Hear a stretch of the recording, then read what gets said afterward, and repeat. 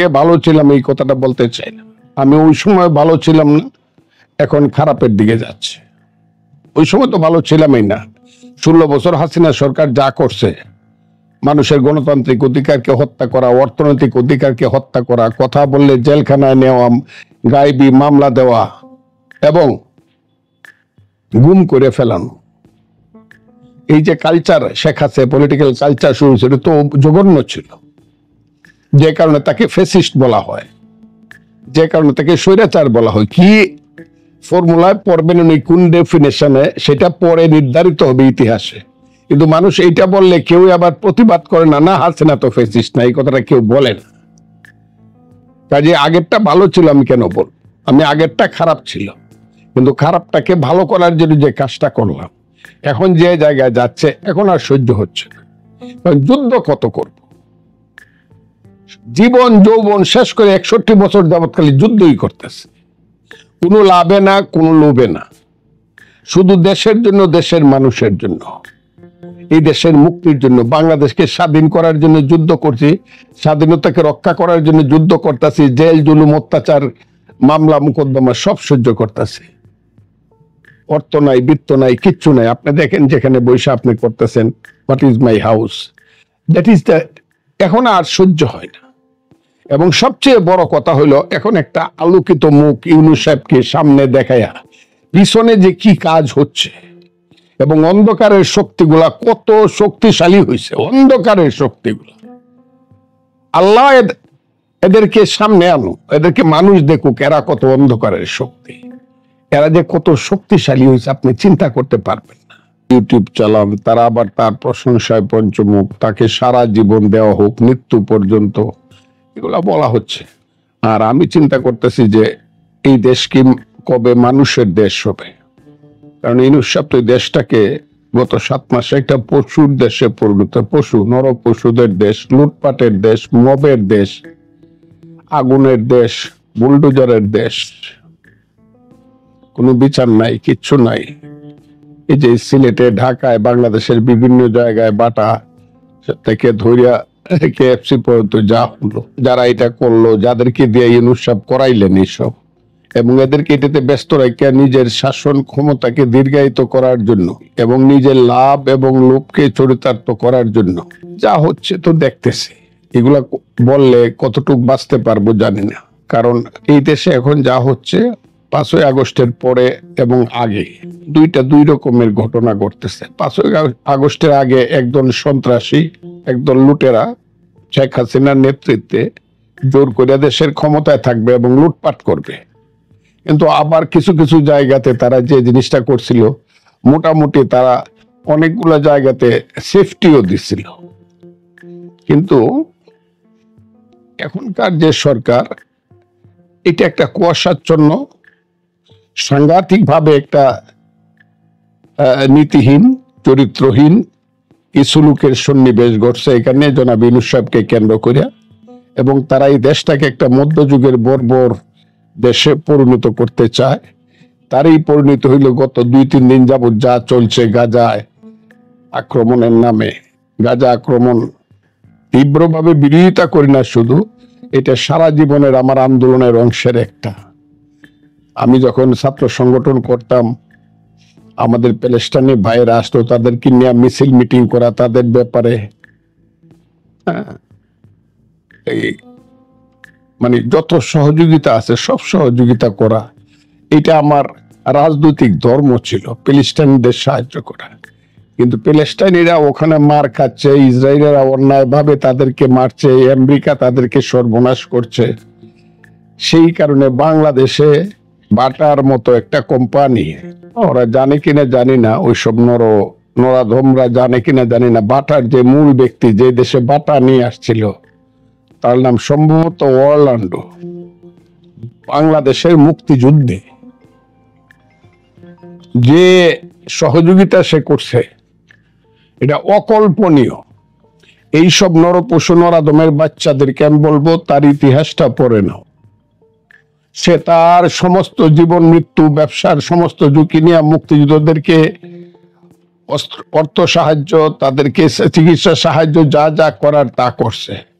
এমনকি পাক বাহিনীর জল্লাদখানায় ঢুকে একে নিয়ে যে থেকে ধরে সবার সঙ্গে বন্ধুত্বের ভান করিয়া সব খবর সেদিন ত্রিপুরাতে মেলা গড়ে যে আমাদের যে হেডকোয়ার্টার ছিল, যেটা খালেদ মুশাররফের নেতৃত্বে মেজর হায়দার ছিল, তাদের কাছে সেই পাঠাতো।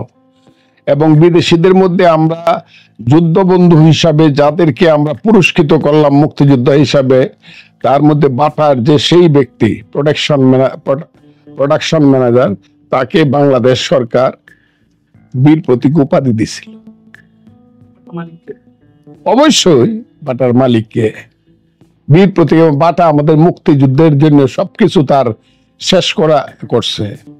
এবং আমার ধারণা এটা ইহুদিদের কোম্পানি বইলা কিনে জানি না, এটা ইহুদিদের কোম্পানি। এই নরাধমরা এটাও জানে না যে এটা ইহুদিদের কোনো কোম্পানি না। বাটার মূল ব্যক্তি মুক্তিযোদ্ধা ছিল বলে, বীর প্রতীক ছিল বলে আজকে তার বিরুদ্ধে ওই যে ওই নরাধমরা, রাজাকার, আলবদররা ওই প্যালেস্টাইনের বন্ধু হওয়ার নামে এগুলো ভাঙচুর করতেছে। এটা বাংলাদেশের মানুষ এইগুলো জানতে পারবে না, কারণ পত্র পত্রিকায় লেখা হয় না, টেলিভিশনে বলা হয় না। সমস্ত যে সোশ্যাল মিডিয়া গুলো সব এই দেশে যত সোশ্যাল মিডিয়া আছে খুব প্ল্যানফুললি গত 10-15 বছরে এইগুলা দখল করে ফেলছে ওই তারা যারা এই দেশটাকে আফগানিস্তান বানাতে চায়। বর্বররা দখল করে ফেলছে, সমস্ত কিছু টাকা পয়সা শক্তি সামর্থ্য সব দিয়ে দখল করে ফেলছে, যে কারণে মানুষ আর এই দেশে কিছু জানতে পারবে না কি হচ্ছে। আগে ভালো ছিলাম এই কথাটা বলতে চাই না, আমি ওই সময় ভালো ছিলাম না, এখন খারাপের দিকে যাচ্ছে। ওই সময় তো ভালো ছিলামই না। 16 বছর হাসিনা সরকার যা করছে, মানুষের গণতান্ত্রিক অধিকারকে হত্যা করা, অর্থনৈতিক অধিকারকে হত্যা করা, কথা বললে জেলখানায় নেওয়া, গায়েবী মামলা দেওয়া এবং গুম করে ফেলানো, এই যে culture Sheikh Hasina political culture শুরু হয়েছিল, তো জঘন্য ছিল। যে কারণে তাকে ফ্যাসিস্ট বলা হয়, যে কারণে তাকে স্বৈরাচার বলা হয়। কি ফর্মুলায় পড়বেন উনি, কোন ডেফিনেশনে, সেটা পরে নির্ধারিত হবে ইতিহাসে। কিন্তু মানুষ এইটা বললে কেউ আবার প্রতিবাদ করে না, না হাসিনা তো ফ্যাসিস্ট না, এই কথাটা কেউ বলে না। কাজে আগেরটা ভালো ছিল আমি কেন বলবো? আমি আগেরটা খারাপ ছিল, কিন্তু খারাপটাকে ভালো করার জন্য যে কাজটা করলাম, এখন যে জায়গায় যাচ্ছে এখন আর সহ্য হচ্ছে না। কারণ যুদ্ধ কত করব, জীবন যৌবন শেষ করে 61 বছর যাবৎকালে যুদ্ধই করতেছে, কোনো লাভে না, কোনো লোভে না, শুধু দেশের জন্য, দেশের মানুষের জন্য, এই দেশের মুক্তির জন্য। বাংলাদেশকে স্বাধীন করার জন্য যুদ্ধ করছি, স্বাধীনতাকে রক্ষা করার জন্য যুদ্ধ করতেছি, জেল জুলুম অত্যাচার মামলা মোকদ্দমা সব সহ্য করতেছি। অর্থ নাই, বৃত্ত নাই, কিচ্ছু নাই। আপনি দেখেন যেখানে বৈশা আপনি করতেছেন, what is my house, that is the. এখন আর সহ্য হয় না। এবং সবচেয়ে বড় কথা হইল, এখন একটা আলোকিত মুখ ইউনূস সাহেবকে সামনে দেখায়া পিছনে যে কি কাজ হচ্ছে এবং অন্ধকারের শক্তিগুলা কত শক্তিশালী হয়েছে, অন্ধকারের শক্তিগুলা, আল্লাহ এদেরকে সামনে আনো, এদেরকে মানুষ দেখুক এরা কত অন্ধকারের শক্তি, এরা যে কত শক্তিশালী হয়েছে আপনি চিন্তা করতে পারবেন না। এখন আর কথা বলতে ভালো লাগে না। আজকে দেখলাম আমার 2-1 বন্ধু আবার ইউনূস সাহেবকে খুব গুণগান গায়া, আমার খুব ক্লোজ বন্ধুরা, রাজনৈতিক বন্ধুরা, দেখলাম ইউনূস সাহেবের খুব গুণগান, উনি তো খুব ভালো কাজ করে, উনি তো খুব সাংঘাতিক চিন্তা ভাবনা করে কাজ করে। আরে আমি সবসময় একটা কথা বলি, পটাশিয়াম সাইনাইড কিন্তু টেস্ট হলেও মিষ্টি, কিন্তু খাইলে 1 সেকেন্ডের লোকটা মারা যায়। ইউনূস সাহেবের এই ফেসটাকে অবলম্বন করিয়া এই কালো শক্তি এই দেশটাকে, এই দেশের সমস্ত কিছু ধ্বংস করে দিচ্ছে। আমার বন্ধুরা বলে উনি ভালো, উনি ভালো, অনেকেই বলে উনি বেশি দিন থাকলে উনি কি। এখন এই মাত্র এখন শুনলাম বিনিয়োগ এমন একটা পর্যায়ে এসে পৌঁছতেছে, মানুষের নিঃশ্বাস বন্ধ হয়ে যাবে। সরকারের পিছনে তো তারাই যারা 71 সনে মুক্তিযুদ্ধ চায়, মুক্তিযুদ্ধের বিপক্ষে ছিল। এখন এদেরকে রাজাকার আলবদর বললেও আবার আমার নামে 1000 গালি হোক। এই গালিগুলো এখন আবার ভাগ হয়ে যাইতেছে। আমার দল এতদিন মনে মনে কেউ সহ্য করছে, কেউ সহ্য করছে। আমার দলের কথা বলতেছি, বিএনপির কথা। হ্যাঁ, ফজলুর রহমান সব কি কয়, একটু বেশি বেশি কয়ে ফেলতেছে কিনা জামাত ইসলাম তো আমাদের বন্ধু ছিল, একসময় তো তারা মন নরম করে আমাদেরকে ক্ষমতায় বসায়ও দিতে পারে, আবার তো আমরা বন্ধু হিসেবে ফিরতে পারি। এই প্লাস মাইনাস কথা বলতেছিল, যারা প্লাস মাইনাস কথা বলতেছিল তাদের ঘাড়ে দেখলাম এখন আইসা সেই অন্ধকার শক্তির আক্রমণ এত জোরে হইছে, আমার ঘাড় থেকে কিছুটা তাদের ঘাড়ে গেছে। কালকে আমি দেখলাম আমার দলের সিনিয়র নেতা, বিশেষ মহাসচিব সহ স্থায়ী কমিটির মেম্বার মির্জা আব্বাস সহ যে ধরনের কথাবার্তা এরা বলতেছে, এরা কারা?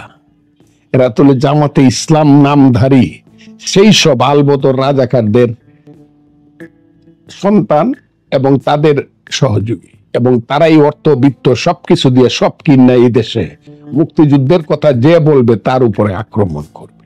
খারাপ ভালো বুঝি না, তার উপরে এমন ভাবে আক্রমণ করবে। কারণ আমি দেখতেছি, আমি জানি না বিএনপি আরো দ্রুত কবে বুঝবে। বিএনপি না বুঝলে দেশের সর্বনাশ হয়ে যাবে, আমি এই কথাটা বললাম। এখন যদি তারা বুঝে থাকে যে এই কালো শক্তি কারো বন্ধু নয়, এরা এই দেশটাকে মধ্যযুগ বর্বরতার দিকে নিতে চায়, আফগানিস্তান বানাতে চায়, মুক্তিযুদ্ধের প্রতিশোধ নিতে চায়, এই শক্তি ক্ষমতায় আসছে এবং এই শক্তির প্রতিভূ হইল জনাব মোহাম্মদ ইউনূস।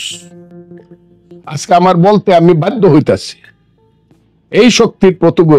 উনি ক্ষণে ক্ষণে ড্রেস পাল্টায়, উনি পোশাক পাল্টায়, উনি উনার ভাব পাল্টায়। ওনাকে দেখলাম, আমি যা দেখছি